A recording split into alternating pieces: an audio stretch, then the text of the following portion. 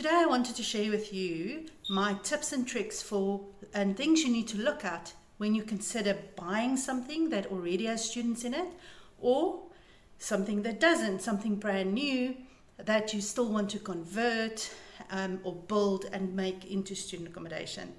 Hi, my name is Rita van Rooyen and I'm the founder and CEO of a company called My Student House. We manage thousands of students all over the country, and we help landlords to find properties and enter into this market, especially new ones that haven't done this before. First of all, I'll talk a little bit about buying something that is already student accommodation. So it already has students in it and you are looking to purchase that property. At the moment, there's so many challenges, let's call it challenges, with the new NSFAS pilot, that there are quite a few of these student accommodation properties in the market where landlords are saying, no, we don't want to deal with NSFAS directly and all of that, and these things are going out and becoming available. And now the question is, should you buy them? And first of all, I think it is a good idea if you just look at it, but you need to obviously analyze it and make sure that you're still buying the right type of property. The first thing you need to ask yourself, and ask the seller, is that, is the house or is the property accredited? And if they say yes, you also need to ask with who. And that is the key question for 2024, is who accredited that property? Was it the university or was it NSFAS themselves? And at this stage, if it's NSFAS, you are set, because that is really what you're looking for 2025. Because also, if you're buying now, you're really buying for 2025. So university accreditation is going to become obsolete in the next year, I would say, at least by next year. And that means that you will need to go and do accreditation again with NSFAS, and the criteria is slightly different between what the university wants and what NSFAS want. So make sure that you know, is it accredited and who accredited the property. Great. The second thing is also if it's accredited, great, but also check whether the municipal compliance is in place. So, and with something that is student accommodation already, there should be compliance. So it should allow, the zoning of the property should allow you to have students in the property to begin with. And that is one of the great benefits of buying something that's already running as a student house or a student property, because that could be a really, really long and expensive process with council. So that is definitely one of the benefits of buying something that's already running as student accommodation. The other thing that's more like a little bit of a negative to it is that chances are the owner that has gone through all of the pain and the time and the effort to get this property accredited, they are going to want more for the property. Okay, so if you were going to buy a normal, and let's in this example use it as a house. So if you're going to buy a house in a normal suburb in that area and you check the prices of what was sold as normal properties there, you could potentially pay almost double than what a normal house would go for. And it is really just because of the income that the property is generating, because it's students, right? So you might be paying too much for the property. It could also be optimized already, so you can only ever fit 20 students in there, or you can only ever fit 10 in there, or whatever the case may be, unless obviously you build and you do a much bigger development. But so a lot of times that is already optimized, so you won't be able to do anything more. So you're kind of stuck with only what you have. And that's a little bit of a negative one. The other great thing, of course, is that it comes with furniture. And obviously, what do you need? And that's also where you need to look at the legislation and your accreditation requirements. But if it's accredited already, it should have all the basics in it. And especially if it's NSFAS accredited and they've got an A or a B grading, it means that chances are they have all the required furniture already. However, you don't know, you need to ask, how long has this property been running? And, furniture has a shelf life. So with furniture, I have to think, are my mattresses still what it should be? You know, should I get new mattresses? That could become a very, very expensive exercise. Are the fridges working? Are the microwaves working? All of those things you need to go and double check. Are the couches still in a good order? Can you sit on it and not have some springs, poking you from behind?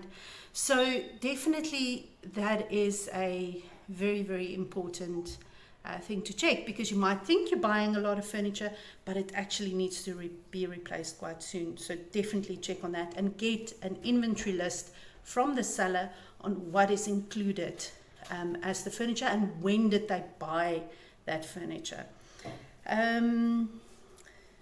Then students know about this property, okay, because obviously you have students in it already. So if it's full, great, it probably means that the students are loving it there, they're enjoying it, but it could also not be full. And no matter what the owner tells you or the seller tells you, talk to the students yourself and find out, why is it not full? You know, what happened? Were there students and they left? Why did they leave? And understand if those are problems that you can solve or not. And if it's that property could have a bad reputation, or it could have a good, great reputation with university, with students, and therefore you know that you could get it full again. So important to look at all of those type of things. Now, if you say you want to rather convert, you want to do your own thing, then here's some things to think about and to look at when you are looking to convert something. Okay, I'm not talking about building from scratch where you building something purpose-built for student accommodation. I'm talking more just your conversion of something that's existing. Great. So first of all, you can pick up some really good bargains in that process, okay? Because the sellers they're thinking about income for a single family home, not student accommodation, which means that they won't expect so much in terms of the sale price of the property. Obviously, the bad thing about it is that you are going to have to go through the accreditation now, and you are going to have to possibly, but if you're lucky, the zoning could already be fine, but hopefully you don't need to go through the whole council process. That's just something you need to check in your due diligence. But if you do have to go through it, just be aware of that. That could be a little bit of a hiccup and could take a bit of time. So definitely something when you convert, compliance and accreditation, right? You can also, obviously, so your rate will be much better. And it can be that you can also optimize. So imagine this, right? And I've had many landlords do this. They buy a building of flats, maybe it's a 1-bedroom or 2-bedroom flat with a lounge and a kitchen and all of that. But what they can do in that process, without going through a whole lot of, planning and council and all of that, they can go and put a drywall in the lounge. So your lounge really becomes, like the old style these days we all have open plan kitchens and lounges, but you can make that now again like a closed one where your lounge is enclosed. And then that can become very easily and cheaply become an extra room if you're doing flats. So I do have landlords that do that.